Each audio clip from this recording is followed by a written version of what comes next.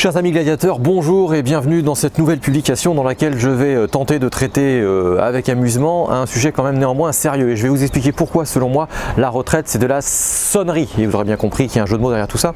Ouais, je pense véritablement que c'est de la bullshit et que la retraite telle qu'on veut nous la vendre et qu'on nous l'a inculquée depuis un certain nombre d'années, c'est du grand n'importe quoi. Et je vous donnerai donc 3 astuces pour essayer de prendre votre retraite tout le temps, tout au long de votre vie de production. Alors d'abord j'ai pris quelques notes. C'est quoi la retraite? Sur le principe, une retraite c'est une période de la vie pendant laquelle on n'est plus obligé de produire une prestation, un bien, un service en échange d'argent. En clair, on est à peu près libre de son emploi du temps, la source de revenus a complètement changé. Alors, c'est une période où en théorie en France on est plutôt vers 60, 65, 67 ans, à part dans quelques corporations, vous pouvez la prendre un peu plus tôt mais c'est pas le débat aujourd'hui. Donc, moi je dis que la retraite c'est vraiment de la grosse bêtise, c'est un mensonge, c'est une fumisterie qu'on nous inculque depuis très jeune. Finalement il y aurait 3 périodes dans la vie. Il y aurait une première période dans laquelle on s'instruit, jusqu'à un âge entre 20 et 25 ans. Il y aurait une période pendant laquelle on produit, entre 25 et 65. Et puis il y aurait enfin une espèce de période dans laquelle on serait un peu mis au rebut, parce qu'on serait peut-être plus assez productif, qui serait à partir de 65 ans et on pourrait être libre de son emploi du temps. Voilà. Alors, si encore on avait la garantie que ça fonctionne comme ça serait fabuleux, mais il faut distinguer des aspects d'abord physiques, mentaux et puis financiers.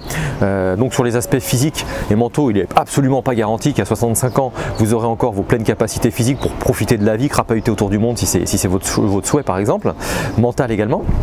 Et alors sur le plan financier, clairement, c'est fini. Il faut savoir qu'aujourd'hui, ceux qui travaillent aujourd'hui payent la retraite de ceux qui sont à la retraite aujourd'hui. Il ne faut pas croire que l'argent est mis sur un compte et qui vous attend pour agrémenter de quelques intérêts, qui vous attend pour vos 65 ans. Donc ça c'est fini.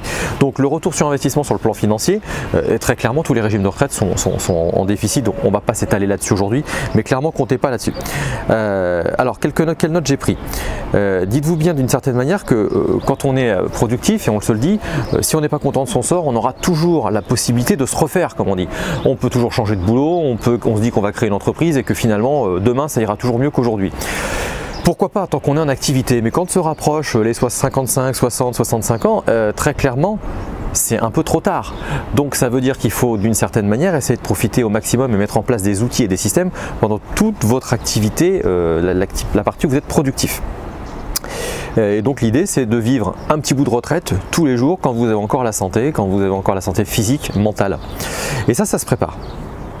Donc moi je vous invite à mettre en place des systèmes qui vont vous permettre de profiter de la vie dans votre période, là où vous êtes le plus à même de vos capacités physiques. C'est souvent entre 20 et 65 ans. C'est maintenant qu'il faut en profiter, c'est pas dans 25 ans, c'est des conneries de faire ça bien plus tard.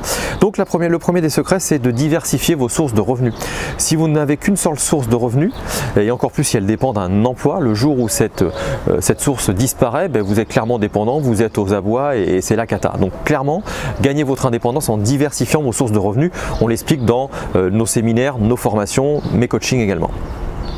Vous devez privilégier des sources de revenus qui sont très clairement, qui proviennent d'actifs.